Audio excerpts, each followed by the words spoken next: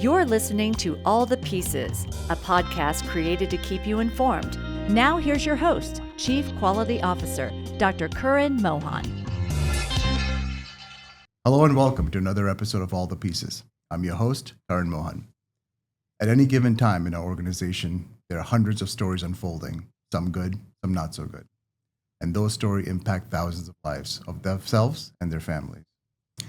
One such important story I want to share with you today is of Charis.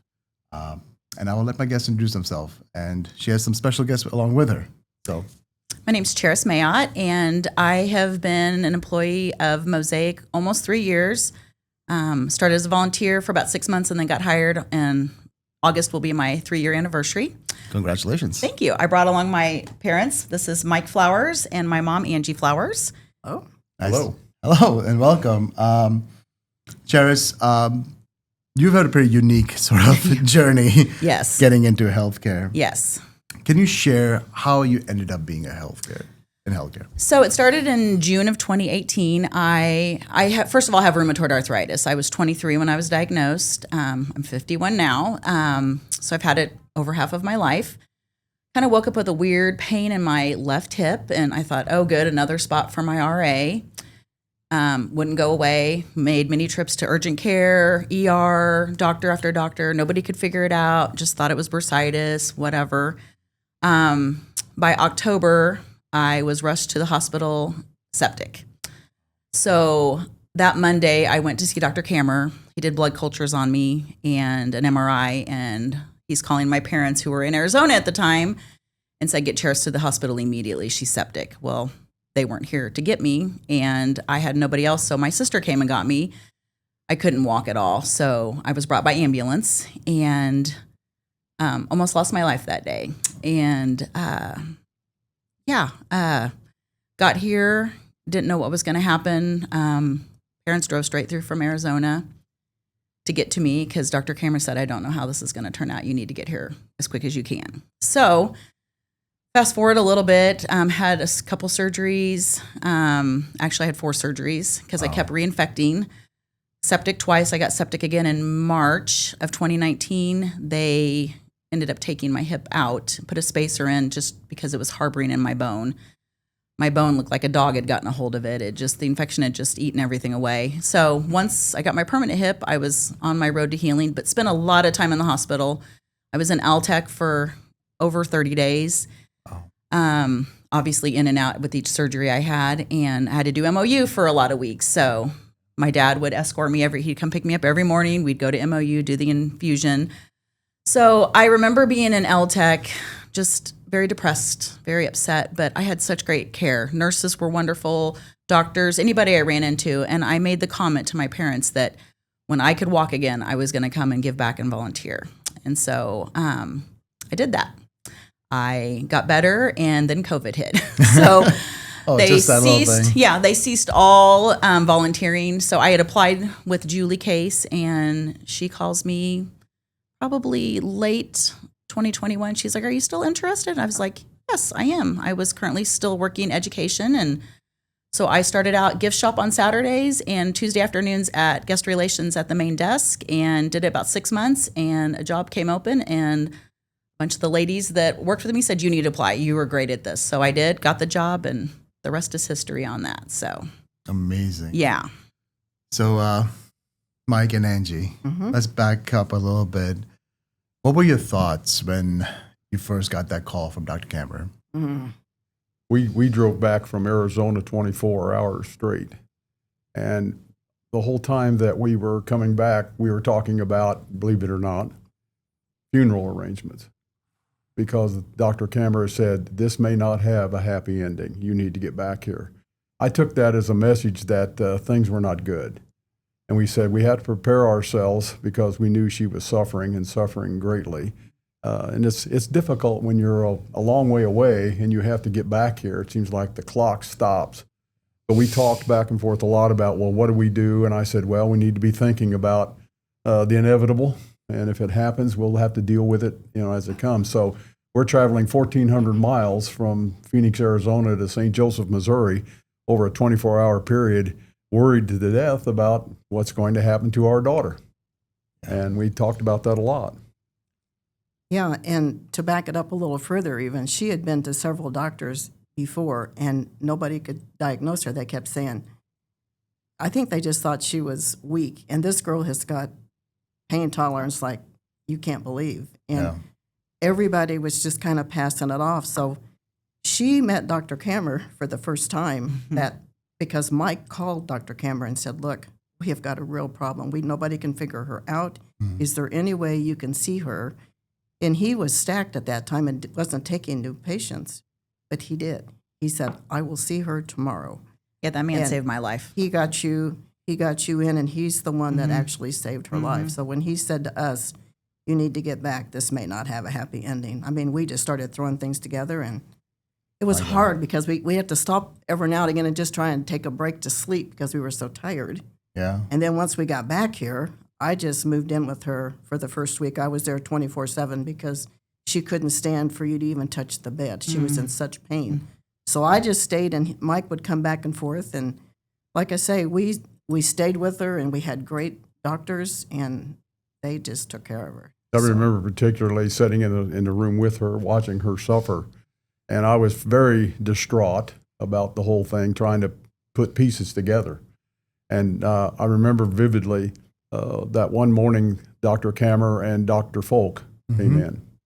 And they looked at me, and they came up to me, and they said, don't worry, we've got this. And that was reassuring to me because, as a parent, you're thinking all kinds of crazy things are going to happen. But he reassured me, both of them, that we've got this. Just hang in there with us. We've got control of this. And they did once they found out where that infection was, because it was really weird. It was behind the hip bone where they wouldn't show it on an MRI or a CT scan or anything else. It was hidden. Yeah. And Dr. Blake Peterson found it. Yeah. He said, here it is back here. So then when they took the spacer out and cleaned the infection out and everything else like that, and then she was well enough to have the new hip put in, things were better. But those are days and weeks of a lot of heavy stress. But I've got to hand it to them. The care she got was above and beyond the call. I mean, the doctors, the nurses, the staff, the technicians, everyone. It wasn't I thing, look what I did. It was a team effort. Look what this team of doctors has done, what this team of nurses and caretakers have done to bring her to the point where she is now. And that was a true blessing, for us. That is, as a parent, I can only imagine the car ride, the harrowing experience of a sick child. But then on top of that, go into a hospital and find that reassurance that someone is treating your family as if they're their own family. And also know that this is going to take a long time. That was the frustrating part. It was like every time, like the first time they opened me, cleaned me out, then we're like, okay, I'm just going to have to do 8 weeks of antibiotic treatment and I'm going to be better. No, I reinfect at Christmas and I spend a week in the hospital at Christmas, and then we do it again and we clean it out. We go through the process again, the 8 weeks, and then I reinfect in March, septic again. And it was very frustrating for me because I'm like, is this going to ever end? And knowing that I have the rheumatoid, which is what is suppressing my system, and we kept getting people saying, you need to go to Kansas City. And we're like, no, it's not Mosaic. It's my body that's not cooperating, and it's like, I didn't want to leave. I was getting great care here. And I'm like, I don't want to go anywhere else. I'm fine right here. And, that was frustrating to me too. It was like, I know that I have what we call the A team. We had Dr. Kammer, Dr. Folk, we had Dr. Peterson. I mean, I had the best of the best at that time. And I'm like, I'm staying right here. And along with what she just said too, she could not take any of her RA drugs. Right. So she was a mess because she had all of that she's dealing with along with the pain. Well, and then they had to put me on penicillin, which I'm allergic to. That was the only antibiotic I could take, was a penicillin-based medicine. Right. And I broke out in hives. I mean, it was just like every time we just could not get ahead. It was like, what else? I didn't want to ask that because I'm like, Lord, I don't want to know what else. Well, and on top of it, we haven't mentioned my daughter. At that time, I had a 15-year-old daughter, and I was divorced at that time. So it was just her and I, and that was very rough on her too. And she now works here too. So look at that. I know, right? So once we got you, we got the whole family. The whole family. And my husband now, I'm remarried, and my husband's actually looking to get employed here also. So yeah. Wow. We've just made it a family affair. I mean, I'll take it. Yeah. You know, but not Yeah. at that cost. No, right. Unfortunately. No, unfortunately, it was a bad way to get me here, but Yeah. I feel like this was the path God had for me. I feel like everything happened for a reason, and I truly believe that I too. do too. Yeah. So how long did this whole process, in terms of months? So I came in October 10th of 2018. I got my permanent hip finally May 30th. Wow. So a year and a half of in and out, healing. How does your mind even cope with that kind of It was frustrating. I remember one time being in Cameron's office and crying, and I'm like, I understandable? just want my old life back. I want my stamina back. I want to be able to walk. I want to be able to do the things I did before. And he said, we'll get there. Just got to give it time. And I'm like, I know, but every time I think we were there, then I'd have to start over again. And so. And did you guys relocate to St. Joseph at that time, or Oh, how- we live in No, we St. live here Joseph. permanently. Yeah, Oh, wow. we live there. We just winter in Arizona. Gotcha. So this was at this point. How often are you coming to the hospital? And for me, every day. We were When- here every day. Every day. Yeah. She lived here practically. And Yeah. when Cheris was released from the hospital and had to come back for infusions daily, I would go and pick her up and bring her out here and sit with her during the infusions. When the infusions were complete, I'd take her back home, make sure she got back in the house, and I said, see you in the morning. Yep. Be back. And we did this for several weeks. Lots of, we had a lot of daddy-daughter bonding time. Yeah, that's silver lining. I Yeah. love how you're framing this whole Yeah. experience as a Yeah. silver lining. Yeah, absolutely. And from what I understand, that this whole ordeal also imprinted something on you two as well. And how did it shape your life's trajectory after that? Well, I was going to say what? I'll take that. it here for just a second. So we go to Arizona. Mike likes to read to me. He reads books, and we love it because then we can discuss them and to see what we think's going to happen next and all of this. So he's reading to me, and I can't just sit there and do nothing. Right. So I crochet. So I thought, you know what? I'm going to make some baby hats. So I started making baby hats, and I sent a picture to Cheris, and I said, I'm going to give these to Mosaic. And she goes, oh, they will love it. So I think the first time I came out, I gave them like 100 baby hats. You must be reading a And- lot, Mike. Yeah, so Julie was thrilled to death. So Mike feels bad because he's like, well, I want to do something. I feel like I need to do something to help out too. So anyway, so he had surgery last June, and one of the gals came to Cheris because she knows she knits, and she's like, listen, we are in real trouble. We need glass case holders. Could you make these? And she's like, sure, we can do that. She says, Mom, can you crochet and I'll knit them? And so anyway, we both started making these cases. Well, actually, they go through more than what she and my I can gosh. make. I Yeah, mean, we it can't is keep up. insane. So then we recruited Mike here. He actually He volunteered. got voluntold. I don't Voluntold, yes. I don't crochet. But he's a think so. great seamstress. In the Army, I learned how to stitch. So I was an Army medic. Yeah. And so I knew how to suture and knew how to do some things like that for my training. So I said, I can stitch these for you if you want me We're to. like, So done. my job is they make them and I stitch them. Right Amazing. now. Yeah. A little assembly line of. I was going to add, so when I got hired, I said to Julie, well, I don't want to not be a volunteer anymore. I want to still volunteer. And so we kind of talked like how that would look. And I said, I'm a knitter. It was something I was taught many years ago. And I'm like, what if I just stayed on as like doing that? She's like, I would love that. So I would make hats for the Tree of Warmth. So I would make, like last year I did 100 hats to put on those Tree of Warmth. So that's how I stayed on as a volunteer. Cause I'm like, I still want to, this is where it started for me. I want to still be a volunteer, which doesn't normally happen when you get hired. A lot of Right. people are like, now I'm working here, Yeah. but I did not want to give that up. So it started with the hats. And then we were asked when Dad had a surgery, my good friend, Amy Tomer, who I'm in book club with, she's like, did you knit these? I know you knit the hats. I was like, oh yeah, no problem. Well, I had no idea how many they go through, but Mom and I do that part of it. So yeah. That And is so- amazing. And so then Mike decided, Yes. Well, he was doing- I need to go back to many years ago in the 80s. My father had a pretty serious stroke. And the stroke led to, he was here at Mosaic at the time, and his stroke led to an embolism in his brain. And we thought he was not going to make it. And the doctors performed surgery to remove the embolism and help him through the stroke. And after several months of rehabilitation after the surgery and all, my dad was able to live another 9 years where he wouldn't have otherwise. But during that 9-year period, when he was able to walk well enough through his therapy, he decided he was going to give back. And he came out here and he said, I want to help out here. And they said, well, what would you like to do? And he said, I can wheel people in wheelchairs anywhere you want me to go with them. So my dad volunteered, and I can still see him coming down the halls, pushing people to X-ray or pushing people wherever they needed to go. And I marveled at that here was a man who had a stroke and an embolism, who once got well enough, he just could have sat around and did nothing. But he said, no, they took good care of me, and they helped me get where I'm at. I can walk again. So he spent the next 9 years volunteering here, and that meant a lot to me. And I kept thinking how generous it was of him to give his time back to the people who had helped him. It kind of rang a bell like, we have to give back to our communities. We have to give back to people.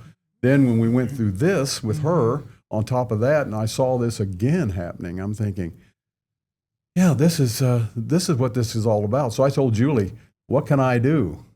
And so right now, starting next week, I get to volunteer at Inspiration U downtown. Awesome. And help with the families and the kids that come in down there, because my background has been in education for 45 years as a principal and teacher and coach. So I'm just like being at home with that. So I'm volunteering that and stitching in between. My God, it's a busy schedule you have, Mike. Pretty much, yes. Oh my God. So it seems like, after this comment, as a family, you have such a great perspective of framing a terrible experience, not just with your own father's stroke, but with your daughter's ordeal with her hip, and just putting a positive spin. And that shows to me that the generosity of spirit runs deep in your family. Yeah. And it's not always with the wallet, it's with time, it's with passion. And I just want to say, from a caregiver's perspective, thank you. You're welcome. If nobody's ever said that to you, but truly, this is a amazing spirit you have. Any other places you volunteer in, Mike? Because it seems like it's just all about Overtown, but they inspire you. Well, I do a lot of volunteering in the community as well. I volunteer with the YWCA and the Women of Excellence campaign. I volunteer for years through the Rotary Club, doing a lot of different kinds of things. In the winter, when I'm in Arizona, I'm a volunteer for the Phoenix Open Golf Tournament. I'm a course marshal. I volunteer 3 or 4 days a week to that event.